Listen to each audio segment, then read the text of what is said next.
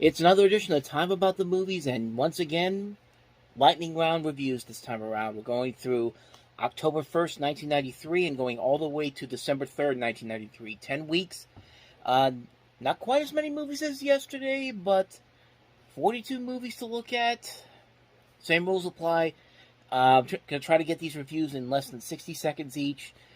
We'll see what happens. So, let's not waste any more time. Oh, by the way, like before, settle in, grab some popcorn, grab something to eat, grab something to drink, because we're going to be stuck here for a while. So, let's begin. We'll start off on October 1st with 6 movies here, including the biggest new release of the weekend, and that is Alec Baldwin and Nicole Kidman in Malice.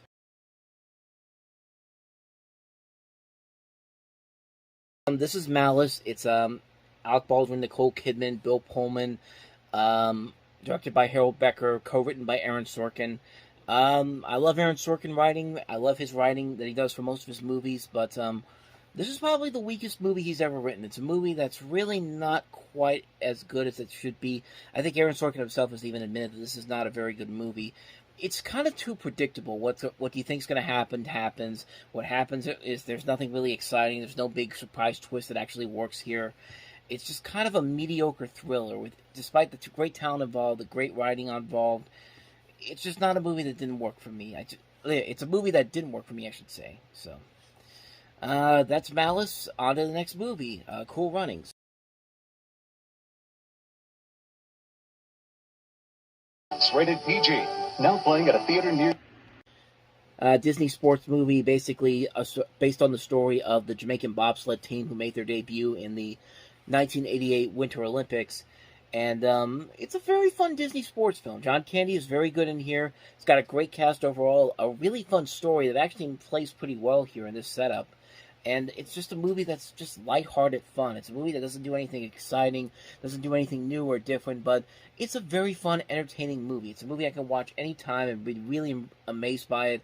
It's one of Candy's most underrated movies, honestly. This is actually one of his last movies he ever did before he passed away. And I don't know. I don't think this is the last one he did before his death, but it's a great movie overall. It's a great, fun Disney sports movie. If you haven't seen it, definitely check it out. So, with that said, on to the next movie, and that is Michael J. Fox in For Love or Money.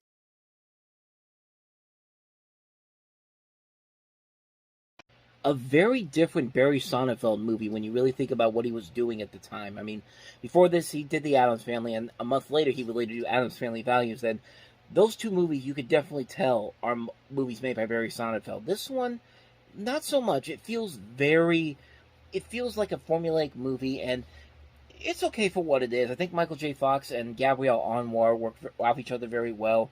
It has a couple of very funny moments in there, but not a whole lot there to really say you should definitely check this one out. I only saw it because it has Michael J. Fox in it, and I usually like a lot of the movies that he's in, even some of the lesser ones. So, overall, decent film. Not one you should watch over and over again, but I'm glad I saw it once. It's not one I would say is the best from him or Barry Sonnenfeld. It is a fun little romantic comedy. I'd say watch it once and you'd probably be more than happy with it, with seeing what you saw. So, if that makes any sense. So, on to the next movie, Robert De Niro's directorial debut, A Bronx Tale.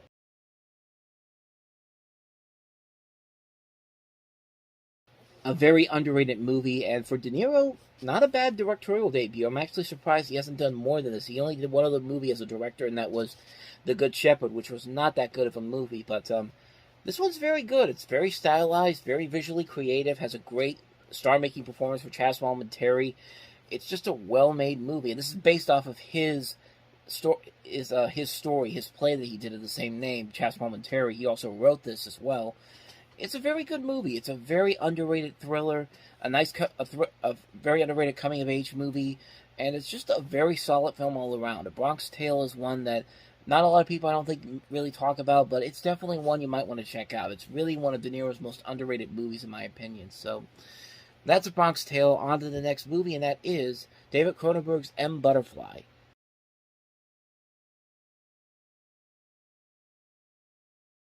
Probably one of David Cronenberg's lesser movies. There was a good stretch between Scanners in 1981 and Naked Lunch in 1991 when he was making these really good movies of varying types: Scanners, Videodrome, The Dead Zone, The Fly, Dead Ringers, Naked Lunch.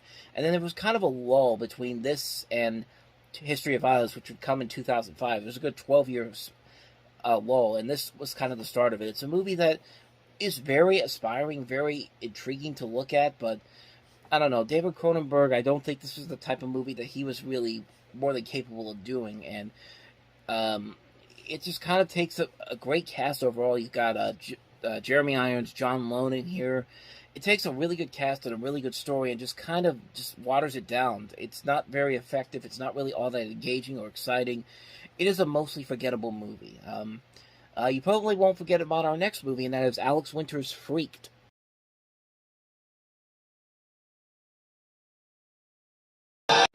So this was co-directed by Alex Winter of Bill and Ted fame.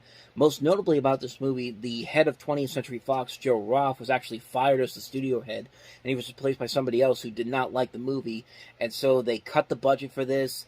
They chose to pull the film from a national release. It had no commercials, no advertising, except for that trailer. And the movie just kind of came and went. It didn't make a whole lot of money and quickly went to video, but became a cult hit in its own right. And you can definitely see why. It is very stylized, it's very creative, very funny, and very bizarre. And it looks like the type of movie that fits that type of the audience that would love something like The Evil Dead, or these movies that are so over the top crazy that you can't help but love it. And it really does feel that way. It's so ridiculously insane. It's so insane on so many levels. It's a ton of fun. It's a great little cult film. If you haven't seen it, definitely check it out. Freaked. Moving on to the next movie that we have here as I go to the next page. We move to October 8th with Sylvester Stallone and Wesley Snipes in Demolition Man.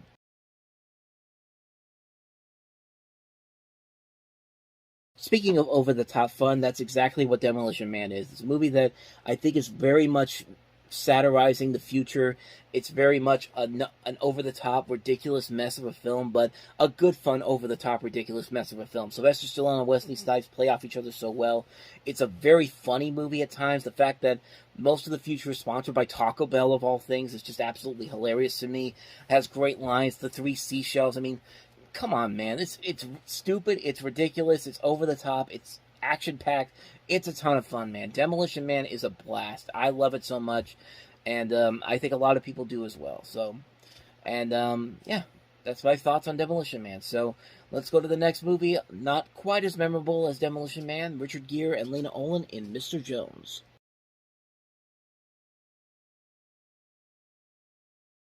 One of those movies where you could pretty much figure out a way to figure out the dilemma of this movie pretty quickly, and there's just nothing different about it or nothing exciting about it. They take this concept so seriously, like a doctor can't date their patients. It's just like, okay, why not? They're people too. It's not like they're a completely different species altogether, but it's just like, come on, man, you got to be more clever than that. And maybe with a better script, maybe they could have been more clever about it, but there's just nothing here in this movie. It's a very forgettable movie. It's hard to believe that one of the co-writers for this actually went on to write Forrest Gump, which later would win Best Picture. But we'll get to that movie in a cut list when we get to 94. But yeah, this movie is not going to be memorable whatsoever. It's instantly forgettable, and yeah, nothing good came out of Mr. Jones. So anyway, on to the next movie, which is Gettysburg.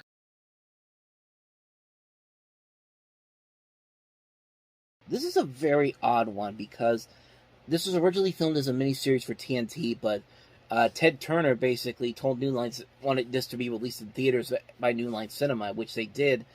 This is an over 4-hour movie. It's one of the longest films released by a major film studio in the U.S., and it was a hit with critics, and it just didn't do well at the box office, probably because it's an over 4-hour movie, and probably this would have worked better on TV because it's actually not a bad movie. It's a very good film about the story of Gettysburg, and the same people who made this also made Gods and Generals, which was a prequel to this. Also a very good movie, but again, planted this on the big screen knowing that there's a good chance that this wasn't going to make its money back at the box office. But the performances overall are pretty great. Jeff Daniels, Tom Berenger, Martin Sheen, Maxwell Caulfield.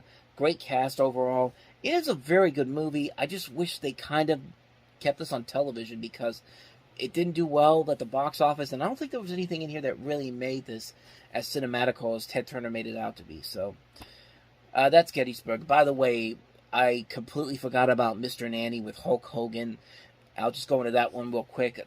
No clip involved, but yeah, Mr. Nanny's not a very good movie anyway. It's not like Suburban Commando was one of those so bad it's good type of movies, but this is a so bad it's bad type of movie. It's like a movie that Arnold Schwarzenegger probably looked at and said, "Oh, there's no way I'm doing this." So yeah, I don't remember Mr. Nanny being all that good, and can't imagine why anybody else would either. So that's my quick thoughts on Mr. Nanny. That was my fault for not including it in there when I was doing these, but that's just where we are right now. So 43 movies now instead of 42. Anyway, with that said, back to the countdown, or the number of movies I have on here, and we move to the next movie, the film debut of Ashley Judd, Ruby in Paradise.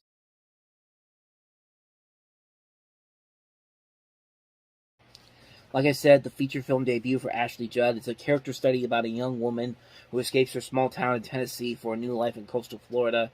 It's a very solid movie, and it works mostly because of the fact that Ashley Judd is in here and really shows that she is a very good actress, and it would later show in movies that came afterwards how good of an actress she can really be. She really does keep the movie afloat, and it's a very solid film. It's a nice little film.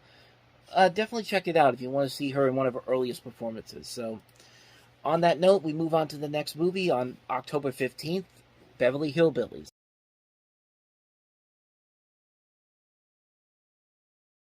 From the director of Wayne's World, featuring Jim Varney as Jed Clampett. A pretty good cast overall. Cloris Leachman as Granny, Diedrich Bader playing I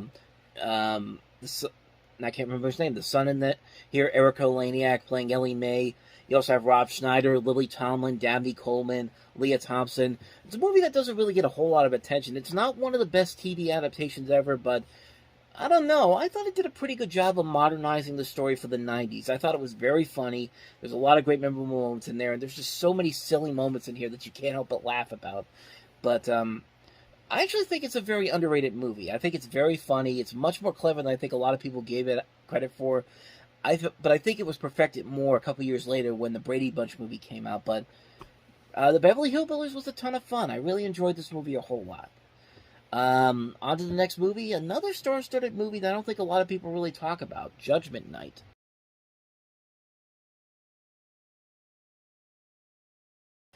So you got Emilio Estevez, Cuba Gooding Jr., Jeremy Piven, and Stephen Dorff playing a group of friends who are on the run from a gang of drug dealers after they witness a murder, and the leader of the drug dealers is Dennis Leary.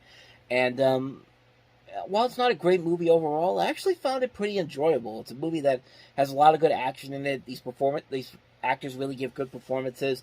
It's very dark, very gritty, and it's just a really solid film. It's a really good movie that has a lot of good performances, good action. Kind of an underrated movie. Definitely check it out, Judgment Night. Anyway, on to the next movie, Mr. Wonderful.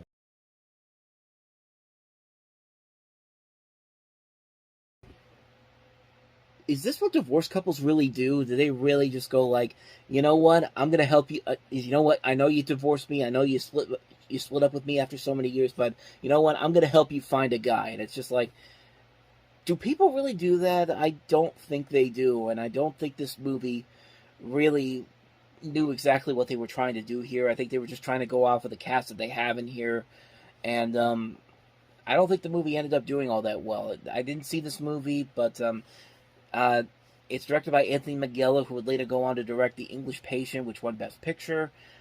Definitely doesn't look like one of his stronger movies, unfortunately. So that's Mr. Wonderful. On to the next movie, and that is Rudy.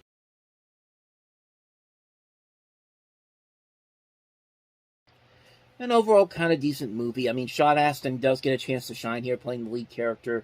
But we've seen this done before over and over again in other sports movies. I don't think this one really does a whole lot that's completely different than any of the other movies that are very much like this. And you can see why it's been satirized so many times in various movies and TV shows. And, I mean, like I said, it's not a bad movie, but it's just one that, it's fine for what it is. But to consider it one of the great sports movies of all time, I've seen a lot of sports movies that are much better than this one, honestly.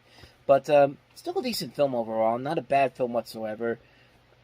Yeah, Rudy. It's a good fun. It's a good film. It's a good film. So anyway, on to the next movie, and that is Tim Burton's The Nightmare Before Christmas.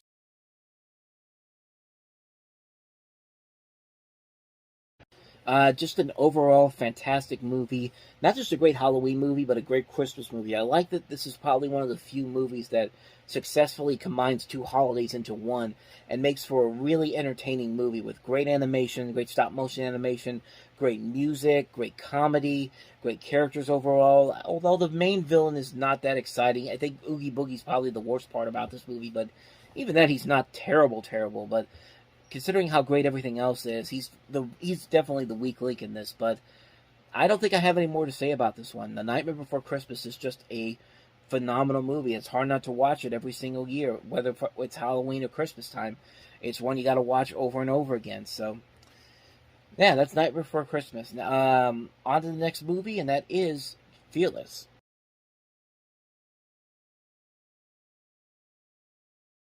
Very underrated, very underrated film from Peter Weir, starring Jeff Bridges and Rosie Perez, Isabella Rossellini, John Turturro, and it's just an aspiring movie. The visuals in this movie are amazing to look at, and it's really incredible seeing Bridges giving one of his strongest performances in this film, and it's just an overall enjoyable film. The performances overall carry the movie, and just the story alone is unique and very creative. And you could definitely get invested in this and feel emotionally charged by it as well. It's just a great film all around. Definitely a movie that doesn't get a whole lot of talk. It doesn't get talked about a whole lot, but it is a really good movie. It's a very well-made film. One of the year's most underrated movies, honestly. That's Fearless. Moving on to the next movie, and that is Farewell, My Concubine.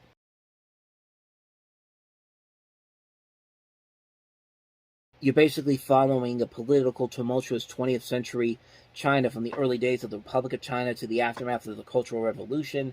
It chronicles the troubling relationships between Peking opera actors and lifelong friends. And I haven't seen this movie. I haven't heard anything about it except I heard it's got a lot of positive reviews for it, and it's considered one of the great movies to come out of China. So that's pretty much all I know about it, and I mean, it could be good. It does look visually impressive, but that's just what I've heard about it. I haven't seen it, so I can't really comment on it too much. So that's Farewell, My Concubine. Let's move on to the next movie, and that is $20.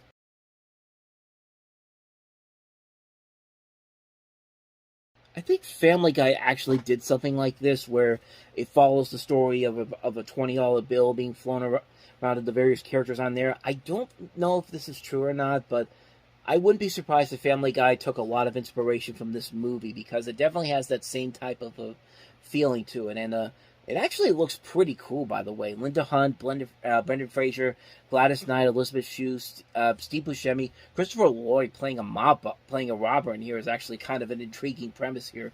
William H Macy, David Schwimmer, Shohreh Aghdashloo, Spalding Gray's in here. It just looks like a very fun looking film. It's a movie that was the only new release that came out on that particular weekend of October 22nd, I should say, and didn't get a whole lot of attention. But I don't know. It actually looks pretty cool to me. So maybe I'll try to seek this one out one day. But that's $20. Let's go ahead and move on to the next movie that we have here, and that is Fatal Instinct.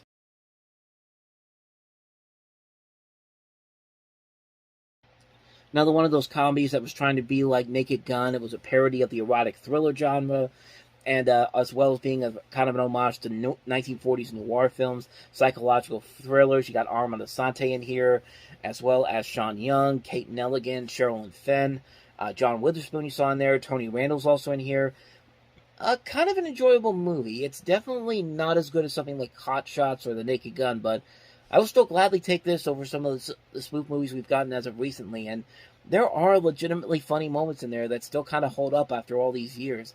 Not a classic spoof film by any means necessary, but still a funny one. Still kind of a very funny one that I would check in on every once in a while. So definitely give it a chance. Fatal Instinct. Moving on to the next movie we have on the list, that is Deception with Andy McDowell.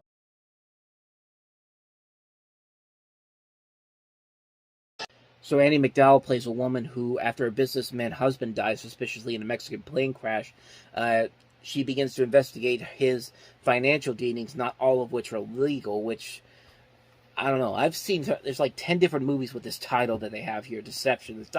It's not really that good of a title. I mean, the original title, Ruby Cairo, sounds much more interesting than Deception does. And judging by that trailer there, it doesn't look like it's anything unique or different. It just feels like a movie that we've seen done over and over again. You can kind of predict what the twist is going to be. So that's pretty much all I got for you on that one. I could talk about Return of the Living Dead 3, but there's no trailer for it, so let's just jump into November.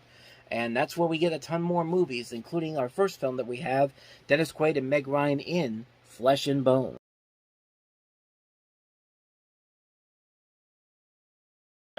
Directed by the same man that did The Fabulous Baker Boys, Steve Kloves. Meg Ryan and Dennis Quaid star in here. James Caan is also in here. Gwyneth Paltrow is as well. A very stylized movie, nice cinematography, and is a very interesting storyline, good acting all around. Not really much more I could say about this one. It is a very well made film. It's a very well made film, a great slow burn thriller. I really enjoyed it. So that's pretty much all I got to say about that one. Let's move on to the next movie we have here, which is RoboCop 3.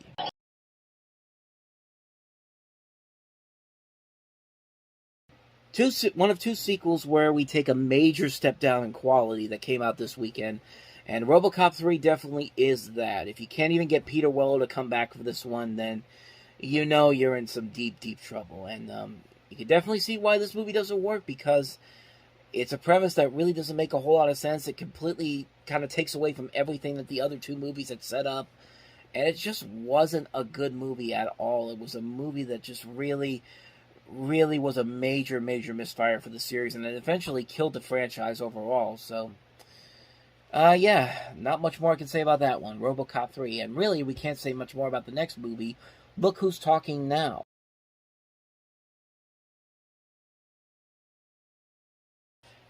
R.I.P. Kirstie Alley. She died yesterday, as of the time of recording this on December 7th. So, I wish we were talking about a much better movie than this, but Look Who's Talking Now is a steaming pile of garbage.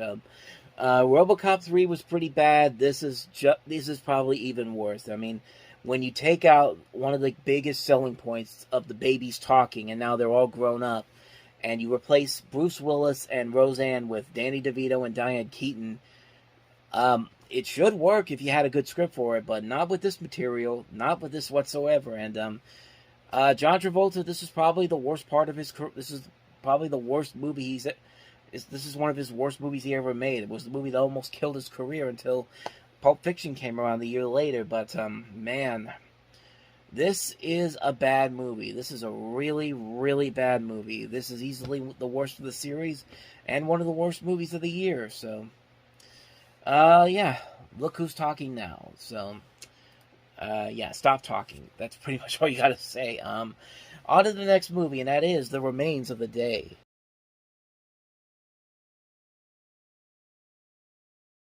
The good Merchant Ivory movies. I've talked about some of Merchant Ivory's previous films. Some of them negatively, some of them actually kind of decently well. This is one of their stronger movies. Anthony Hopkins gives a really good performance in here. Just a great cast overall. Emma Thompson, Christopher Reeve, Hugh Grant, Ben Chapman, Lena Headey, and it's just a very good movie. It's a very solid period piece film, and like I said, it's one of the best movies Merchant Ivory have ever done. So, not much more to say about that one. The Remains of the Day. So, moving on to the next movie, Kathy Bates in A Home of Our Own.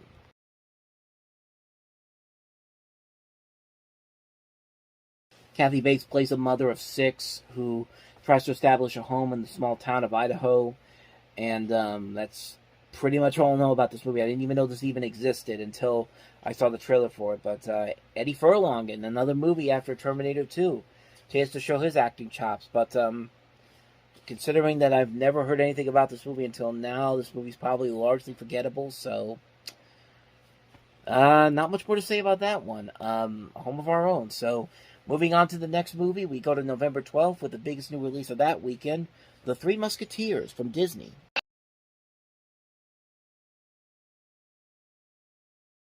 So this was a movie that Disney, when they test screened this 2 months prior to it, it had the most positive response of any movie it ever had. And then when the movie came out, it was negatively panned by both critics and fans. So I'm wondering who the hell those test audiences were. Maybe they were just there. Maybe they were just so excited because they were on the Disney lot. I mean, who wouldn't be like that? But yeah, judging by this trailer, it basically looks like they're trying to copy not only just Young Guns, but hey, let's throw in a little bit of Robin Hood and Prince of Thieves because we got Bryan Adams writing a song for this. He did so well with Prince of Thieves, so I haven't seen this movie. It doesn't look anything engaging or exciting to me, but yeah, I don't have anything more to say about it. It's a movie that I don't think did very well. I don't think it's a movie that really has held up well over time, but yeah, that's pretty much all I got to say about this one, The Three Musketeers. I've never seen it, so moving on. Let's move on to the next movie, and that is a much better movie, probably, Al Pacino in Carlito's Way.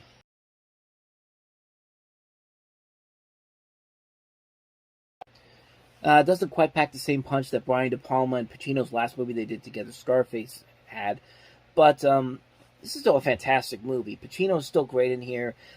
Great performances by Sean Penn and Penelope Ann Miller. Some great action, some great memorable lines. Just a phenomenal film. A script written by David Coep. Just an amazing, amazing movie. A very well-made film, largely benefiting from Pacino's performance in this, and the cast performance as well. Great film. Avoid the prequel if you can, because it's not very good. But yeah, that's Carlito's Way for you. Next movie, Michael Keaton and Nicole Kidman in My Life.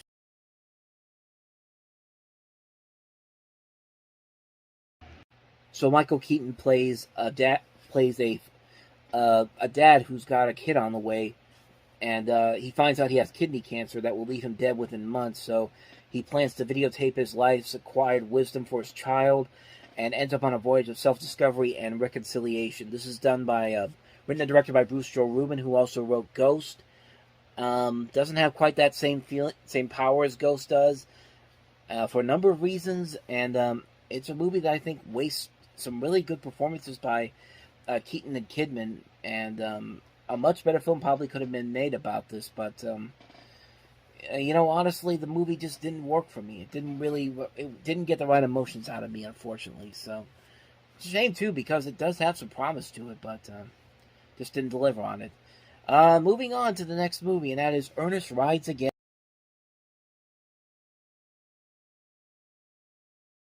The last Ernest movie to be released in theaters, the only one to be released by somebody not by Disney in theaters. Every movie that came after this was released direct to video, and really you can kind of see why, because this movie's not really all that interesting or exciting or funny. Like I said before, I'm just not a big fan of Ernest. The only one I really liked was Ernest Saves Christmas, but even then, it was just for the couple of things that didn't involve Ernest P. Worrell. I mean, it just didn't work for me, and I know it works for some people, but even by this point, I think people were getting very tired of this pretty quickly. So, Ernest Rides Again, and we move on to the next movie, and that is The Piano.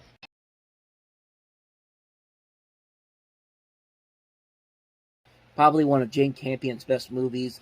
Great Oscar-worthy performances by Holly Hunter and Anna Paquin, both who won awards. You got Harvey Keitel, Sam Neill.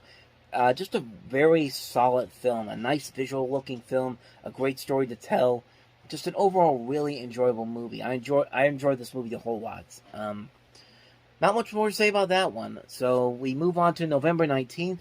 And the biggest new release that weekend, of course, was Addams Family Values.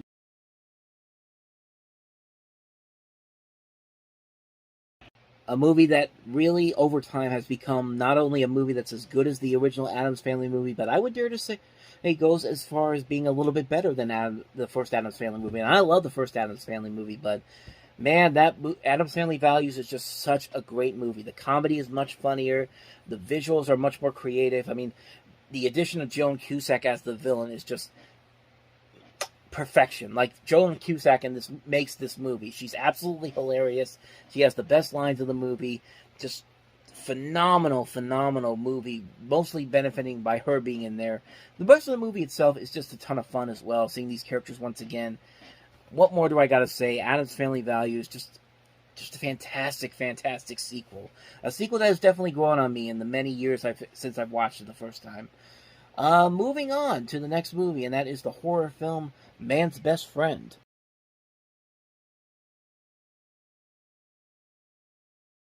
Yeah, I don't think Cujo really has a whole lot to worry about because this movie came and went.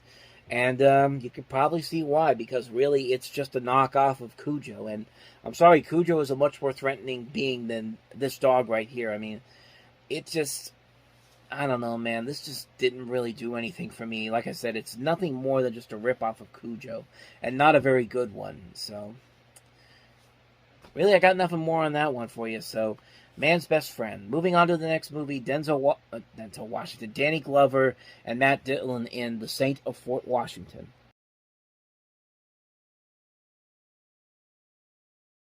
So you're following Matt Dillon's character, who is a young man with a good heart but suffers from schizophrenic tendencies. He ends up with nowhere to live after a slumlord tears down his tenant, and he's forced to reside at a Fort Washington armory, and bullied by punks, he turns to this military veteran who's also homeless, played by Danny Glover, for help on how to survive. Together they form a friendship that changes both of their lives forever. And a very simple premise, but it works pretty well with the performances by Dillon and Glover. They're both working off each other very well. A very underrated movie, honestly, and nobody really ever talks about this one because it didn't do too well at the box office. But yeah, a movie that's overall pretty enjoyable. It's definitely seek this one out if you can. The State of Fort Washington. Moving on, Abel Ferrara's newest film, Dangerous Game.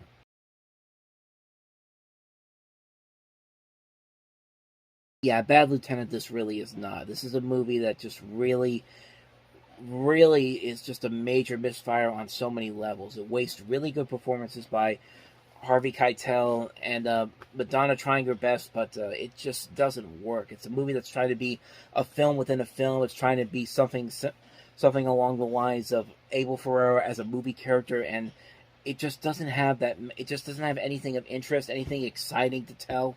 It's a movie we've seen done much, much better in other movies that are much better than this, and it's just a movie that's really, it just doesn't work. It's just plain and simple. It just does not work. It's not enjoyable. It's not engaging. It's a very forgettable movie. One of the worst movies of the year. So that's Dangerous Game. Let's move on to Thanksgiving weekend, and the biggest new release that weekend was, of course, Robin Williams.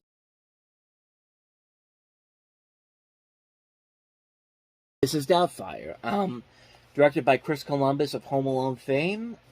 Uh, it's pretty much Tootsie for a new generation, and I think in some ways it's a little bit better than Tootsie, but in other ways, Tootsie's a lot better than this movie. But still a very fun movie. It's Robin Williams showcasing what he does best. Sally Field's very good in here as well. Pierce Brosnan is very funny in here. There's a lot of good funny moments all throughout the film. It has its good emotional moments as well. It's a very solid film. It's a movie that it's hard not to go back to every single time, and you'll immediately keep falling in love with it every time you watch it. And it's a great movie. Great film all around. So next movie, Clint Eastwood's A Perfect World with Kevin Costner.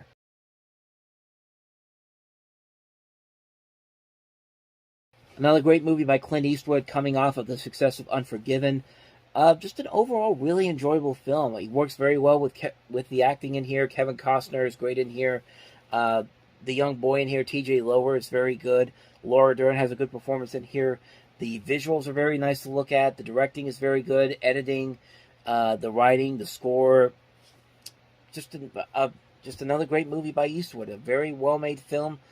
Probably not as memorable as some of his more notable movies, but still a great film regardless. Definitely check it out, A Perfect World. So, alright, next up, the Universal animated film We're Back, A Dinosaur Story.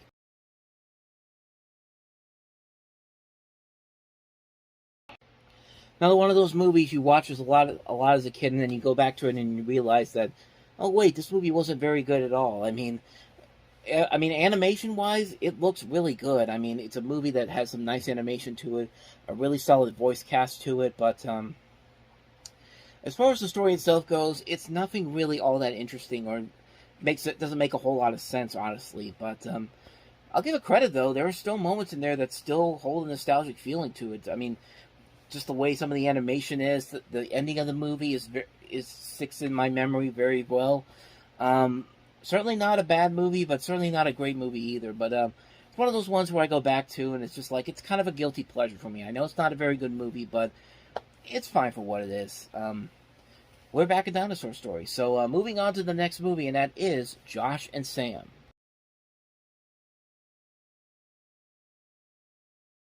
I remember seeing this trailer all over the place when I used to watch videos from New Line and Columbia back in the day. That trailer is much more memorable probably than the movie itself. The story basically follows two young brothers who run away from home due to emotional conflicts over the divorce of their parents. And if that's really what you need to do to to get a story done, then you probably need to think of a better story than that, because that does not sound all that investing whatsoever. It sounds like you're trying to force a movie out of something that really can't be made into a movie. And judging by that fact that I remember the trailer more than the movie, that probably tells you everything you need to know. So yeah, Josh and Sam. Moving on to the next movie, and that is George Balanchier's The Nutcracker.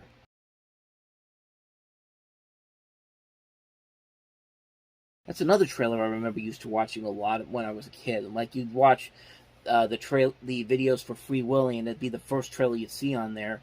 And the director of this, Emilio Ardolino, who also did Dirty Dancing as well as Sister Act, he actually died a couple of days before the movie was released. And you know what? As far as Nutcracker adaptations go, this is probably the best one, and yet it's still a very flawed movie. It's interesting to see Macaulay Culkin in there with the New York Ballerina Corporation, or wherever the company was that was in the trailer that I just saw. Good lord! But considering that every other studio has tried to tell this story and has failed miserably because of it, this is probably the one that has come the closest to actually getting it done right for the most part. And this is from the same studio that had done the Nutcracker Prince 4 years prior, which was not very good. The New York City Ballet was what it was called. Good lord, I'm getting delusional here, but we're almost done. So overall, yeah, I like this Nutcracker. Not a great adaptation, but it's certainly better than some of the other ones we've gotten. We're finally moving into the last two movies here. December 3rd, we'll start off with A Dangerous Woman, starring Deborah Winger.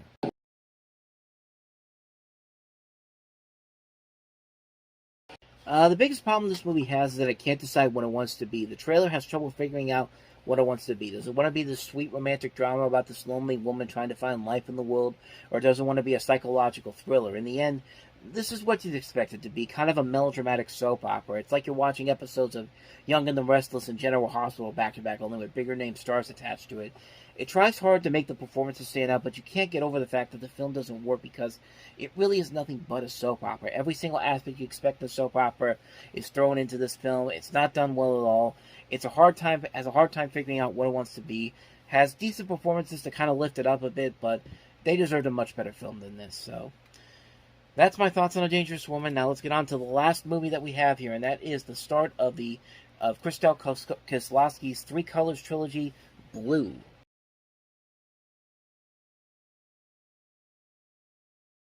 So Juliette Binoche plays a woman whose husband and child were killed in a car accident. Suddenly set free from her usual bond, she attempts to cut herself off from everything and live in isolation for her former ties. But she finds that she cannot free herself from human connections. The movie kind of is, according to Kieslowski, it's supposed to be the subject of the movie is liberty, specifically emotional liberty, rather than its social political meaning. And it's definitely doing that. Like, it's a movie that I can definitely see a lot of people kind of relating to. It's a very solid movie. These Three Colors movies overall are very well-made movies by Krzysztof Kieslowski. He does a very good job with these films. We're going to get to the other two when we get to 1994, but just a fantastic film, a really good, well-made movie. Just for Binoche's performance alone, it's a film that works really well. Just such a great film, a visually pleasing-looking film. I love it so much. We'll get to the other ones later on, but great start to this Three Colors trilogy, Blue. And just like that, we finished up another 2 months worth of movies here on this time about the movies thing that we're doing. Tomorrow we'll wrap it up. We've got only 4 weeks worth of films to look at, but some notable movies that I'm definitely looking forward to talking about. Beethoven 2nd, Wayne's World 2, Sister Act 2, Batman Mask of the Phantasm, Schindler's List, Just so many other movies that we're going to be talking about on this as we wrap up 1993 tomorrow. But so far these have been going pretty good. They've been trying me in terms of actually filming all these little reviews and the clips, but I did pretty well for these two. These two were the longest ones that I was going to do. Like I said, we only have 4 weeks worth of films to look at left in 93, so tomorrow's episode should not be as tough, but we will get to those when we get to those. So anyway, thank you very much for sticking it out with me again. If you want to see more videos like this, please hit the playlist on the next page, check out the previous episode, and I'll be back tomorrow to wrap up 1993. So thank you for watching. I'll see you next time, and until then, as always, take care.